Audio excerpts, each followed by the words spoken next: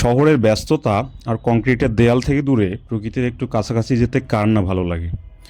যেখানে মানুষের কোলাহলের পরিবর্তে শোনা যায় পাখির ডাক, যেখানে এক মুহূর্তেই চোখের সামনে ভেসে ওঠে বন্যপ্রাণীর অন্যরকম এক জগৎ। ঢাকার মিরপুর চিড়িয়াখানা সেরকমই এক জগৎ, যেখানে খাঁচায় রাজকীয় ভঙ্গিতে ঘুরে বেড়ায় বনের সব হিংস্র প্রাণী। সুমধুর কিচিরমিচির শব্দে ডানা মেলে হরেক প্রজাতির পাখি, আর সবুজের মাঝে জীবন তার নিজের ছন্দে এগিয়ে চলে। চলুন শহরের কোলাহলকে কিছুক্ষণের জন্য পিছনে ফেলে প্রবেশ করি বন্যপ্রাণীর সেই রহস্যময় জগতে। এখানে অনেক রকমের পাখি। এগুলো কি পাখি? মদন টেক। ওইখানে কানিবক, পেলিক্যান, কালেম পাখি, গ্রেটার।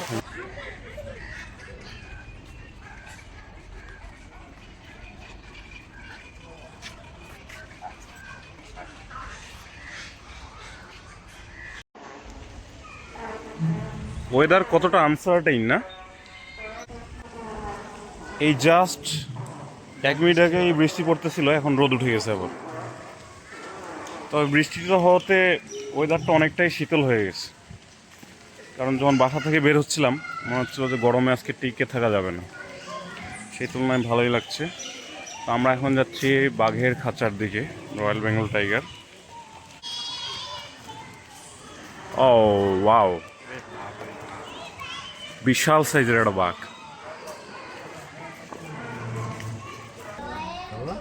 আরে সেরা।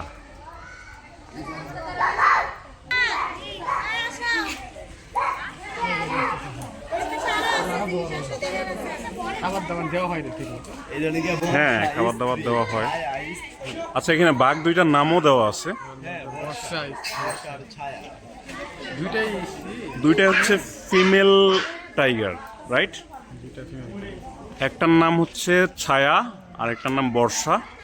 দুইজনই মনে হয় আগের যে বড় বাঘটা দেখলাম ওই বাঘটার স্ত্রী নাকি? 3টা বাঘ আছে।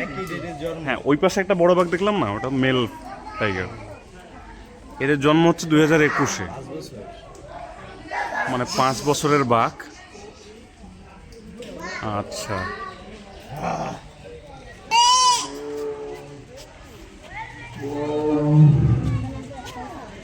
গর্জনটা দেখছিস? কানের কাছে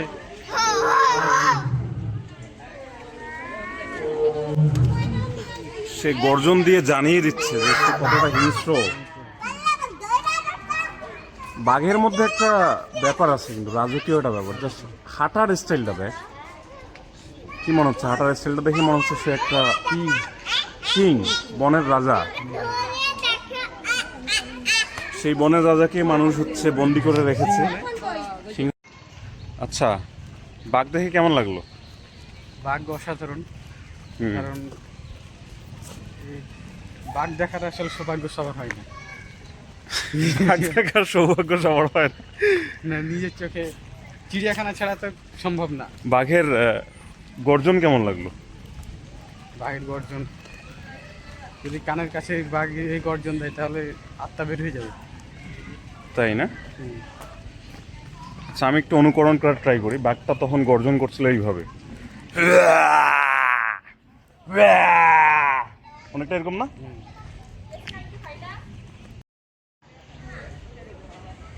আচ্ছা, এইখানেও একটা বাঘ আছে, বাট এই বাঘটা ঘুমিয়ে আছে, রেস্ট করতেছে, জাস্ট ফ্যানের নিচে রেস্ট করতেছে।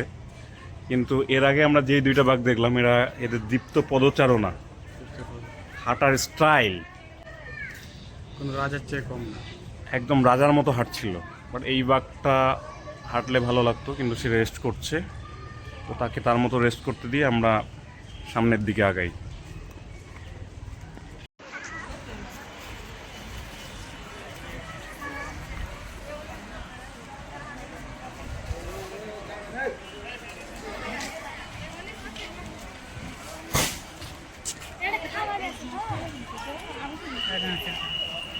শত শত হরিণ এখানে।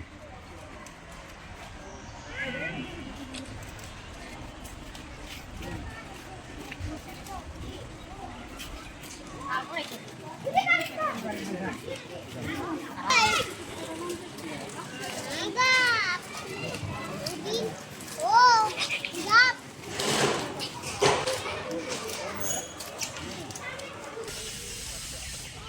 যে এটা হচ্ছে ইমু। ইমু আর উট পাখি অনেকটা সেম।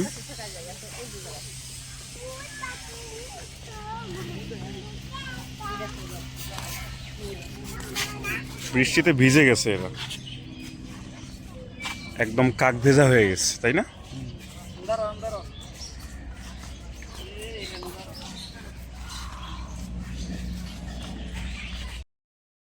আচ্ছা, এটা খুবই ইন্টারেস্টিং। সাদা ময়ূর।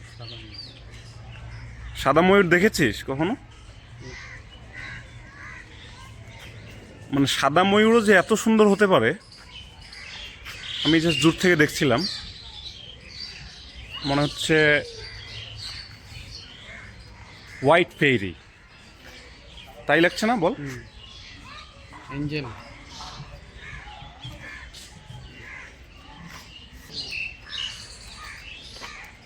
জাস্ট অসাধারণ। জিরাফ একটু নড়বে না, স্ট্যাচুর মতো। স্ট্যাচু। জিরাফের বসার ভঙ্গিটা অনেক সুন্দর না? জাস্ট কিভাবে বসে আছে দেখ। ওইখানে 4টা জিরাফ এমনভাবে দাঁড়িয়ে আছে পুরো স্ট্যাচুর মতো, তাই না? কোনো নড়াচড়া নাই। এই যে একটা নড়লো। তো আমি ফার্স্টে এইখানে যখন একটা জিরাফ ছিল, আমি ভাবছিলাম যে এগুলো মনে হয় কোনো স্ট্যাচু, জিরাফের স্ট্যাচু বানানো হয়েছে ইট কংক্রিট দিয়ে, বাট না, এগুলো জীবন্ত জিরাফ। কি যেন একটা পশু ভ্যাকসিন দেয়। ও, এটা হচ্ছে ভ্যাকসিনেশন প্রসেস না? কাকে ভ্যাকসিন? ভ্যাকসিনেশন প্রসেসটা খুব ইন্টারেস্টিং। এখানে কি করছে, একটা গানের মতো জিনিস, এটা জাস্ট শ্যুট করা হবে। একটু আগে আমরা দেখলাম জিরাফ, এখন জেব্রা। ও, সুন্দর জেব্রা।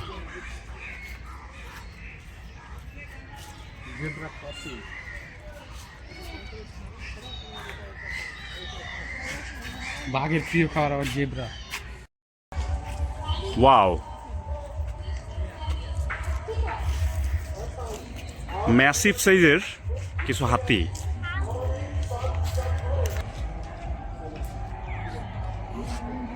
হাতির মেইন খাবার হচ্ছে কলা, আর পান্ডার মেইন খাবার রাইট।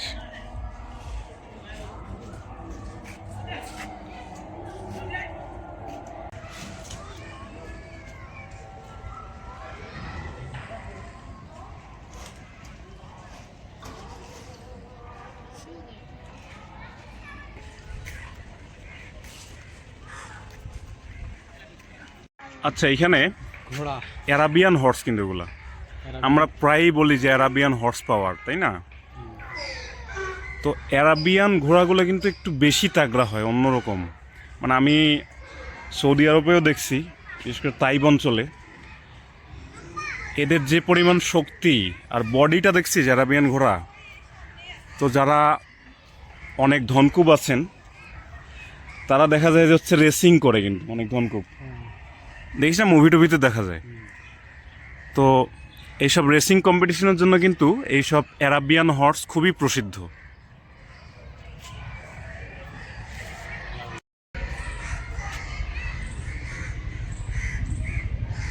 দেশি ঘোড়া আর অ্যারাবিয়ান ঘোড়ার মধ্যে কতটা পার্থক্য, তাই না?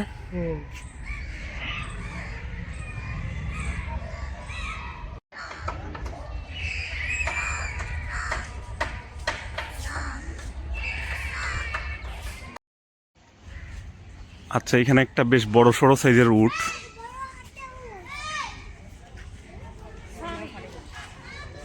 বন্ধ করছে। অনেক সুন্দর।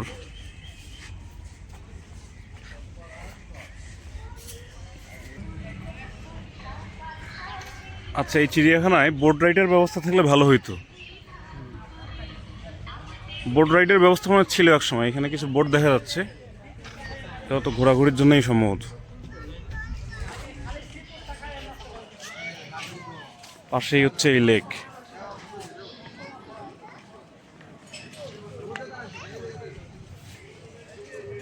আচ্ছা, এই সেই গিনিপিগ না?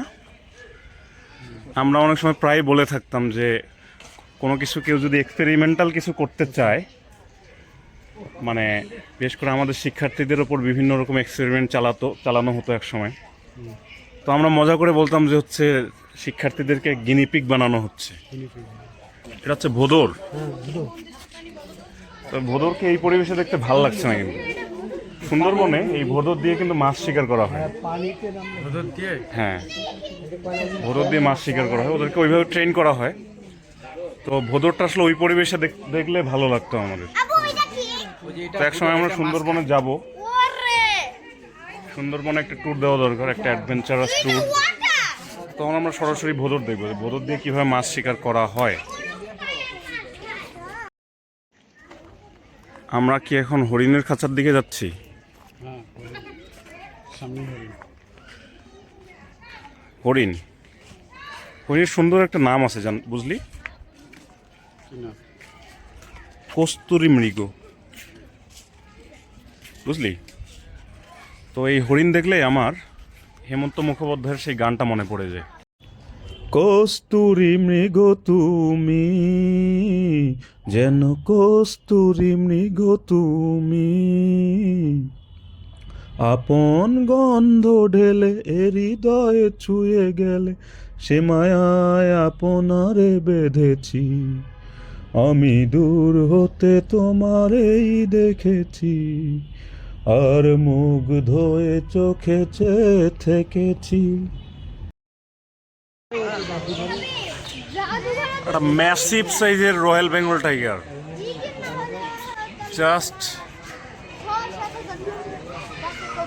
Check the size.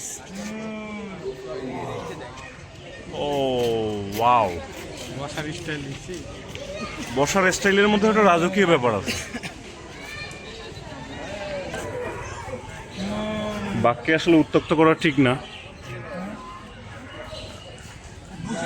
কিন্তু খাঁচার ভিতর আছে তাই সবাই সাহস করছে। হ্যাঁ, খাঁচার বাইরে থাকলে খবর হয়ে যেত। খাঁচার বাইরে থাকার পর উত্তক্ত করে। আচ্ছা, এইদিকে যতগুলো খাঁচা দেখা যাচ্ছে, এই পাশে এবং এই দিকেও সবগুলোতে কিন্তু বানর আছে, বিভিন্ন প্রজাতির বানর। তো এই পাশের পোর্শনটার নামই হচ্ছে বানরপল্লী।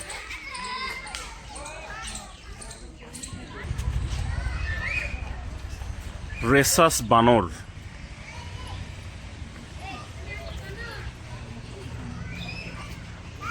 বানরগুলো খুব চঞ্চল। আরে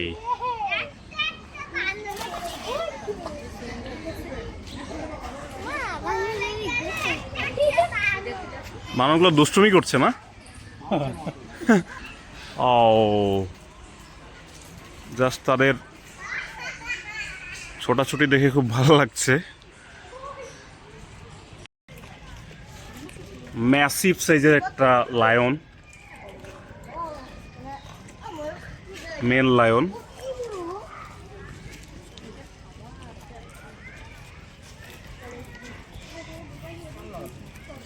250 থেকে 300 কেজি হবে। তা তো হবেই। আর বসার ভঙ্গিটা অনেক সুন্দর, রাজকীয় একটা ভঙ্গি।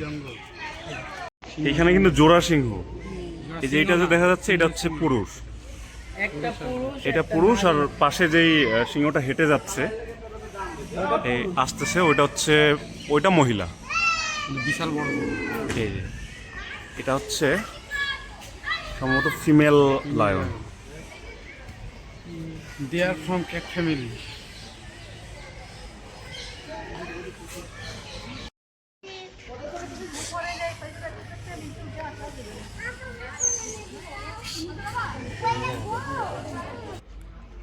হাড় গিলা দেখেছিস জাস্ট পাখনাগুলো কিভাবে মেলে ধরে আছে, তাই না?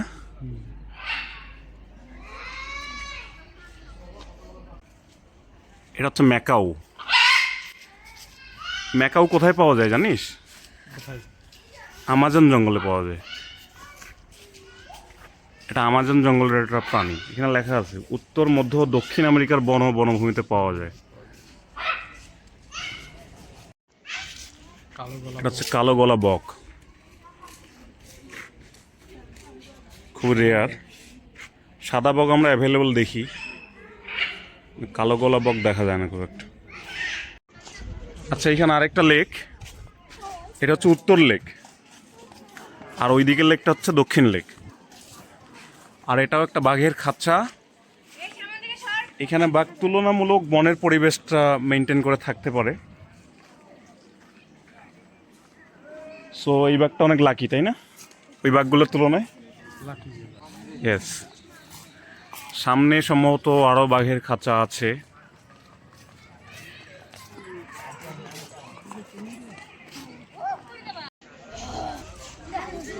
আরে দেখ সানি, সিংহ হচ্ছে মাংস খাচ্ছে। আর ইন্টারেস্টিং বিষয় হচ্ছে এখানে সিংহটাকে অনেকটা বনের পরিবেশে ছেড়ে দেওয়া হয়েছে। ওইদিকে কিন্তু টোটালি খাঁচার মধ্যে ছিল।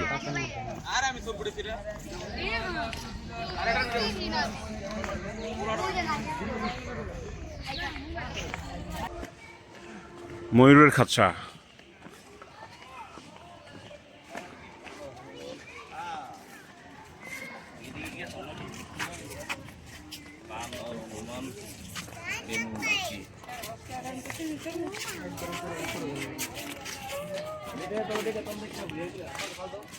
নীল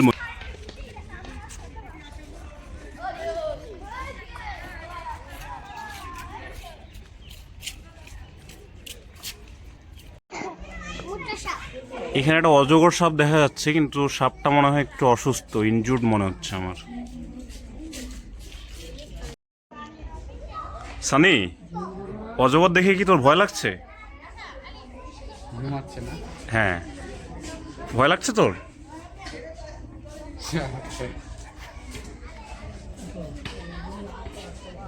কত কাছ থেকে আমরা দেখছি অজগরকে।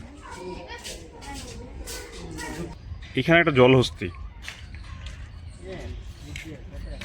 আর ওই পাশে পানিতে কিছু জলহস্তি আছে।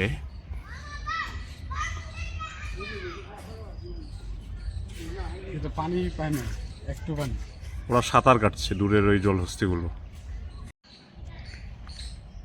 এখানে লেকের মাঝখানে একটা আইল্যান্ড, উৎসব দ্বীপ, উৎসব আইল্যান্ড, কিন্তু এটা সবসময় মনে হয় বন্ধই থাকে।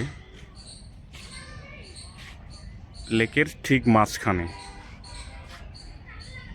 চারপাশে পানি, মাঝখানে একটা দ্বীপ।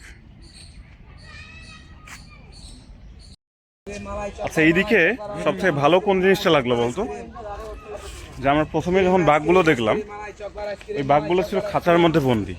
তো এইখানে আমরা যত প্রাণী দেখলাম, সেটা বাঘ বল, সিংহ বল বা জলহস্তি বল, তাদেরকে কিন্তু তাদের যে পরিবেশ, সেই পরিবেশেই ছেড়ে দেওয়া হয়েছে। সেটা কিন্তু খুব ভালো লেগেছে। এই যে সামনে কয়েকটা জলহস্তি দেখতে পাচ্ছি আমরা। জলহস্তির জন্য খাবার নিয়ে যাওয়া হচ্ছে। আর এখানে বিশাল সাইজের জলহস্তি।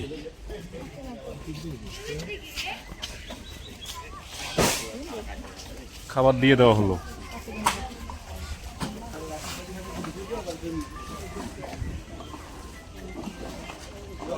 এখানে লাউ,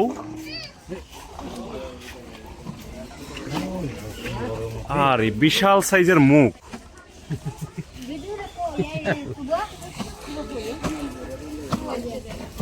কিন্তু জলহস্তি খুব একটা হিংস্র প্রাণী না, যার কারণে লোকজন খাঁচার ভিতরে ঢুকে খাবার দিচ্ছে।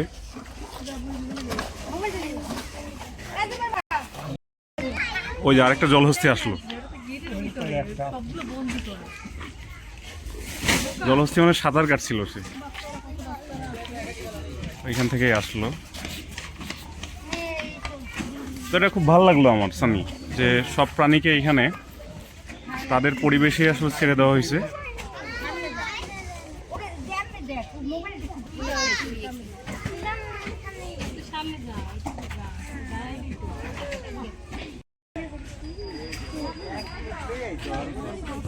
আর এখানে কিছু জলহস্তী এখনো সাঁতার কাটতেছে পানিতে।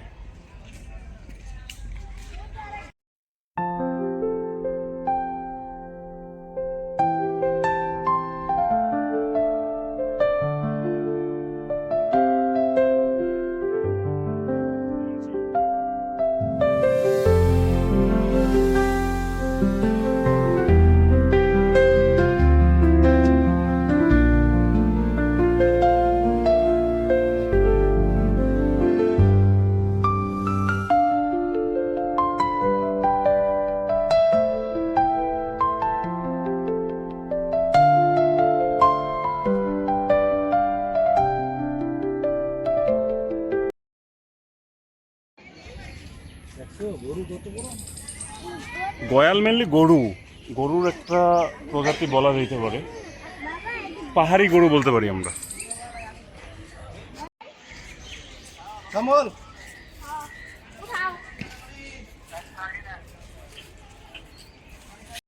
প্রাণীটার নাম হচ্ছে লামা।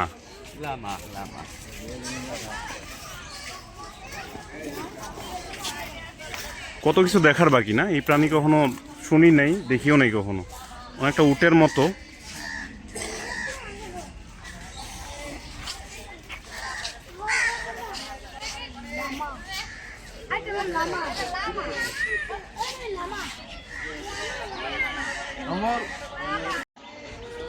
আচ্ছা, এই প্রাণীর নাম আমি কখনো শুনি নাই, কখনো দেখিও নাই, আজকে চিড়িয়াখানায় এসে দেখলাম। এটা হচ্ছে লামা। আর লামা পাওয়া যায় Argentina, Ecuador, Chile, Bolivia, Peru, মানে দক্ষিণ আমেরিকা অঞ্চলে। কাজেই এই প্রাণীটা হচ্ছে আমাদের কাছে সম্পূর্ণই অপরিচিত একটা প্রাণী।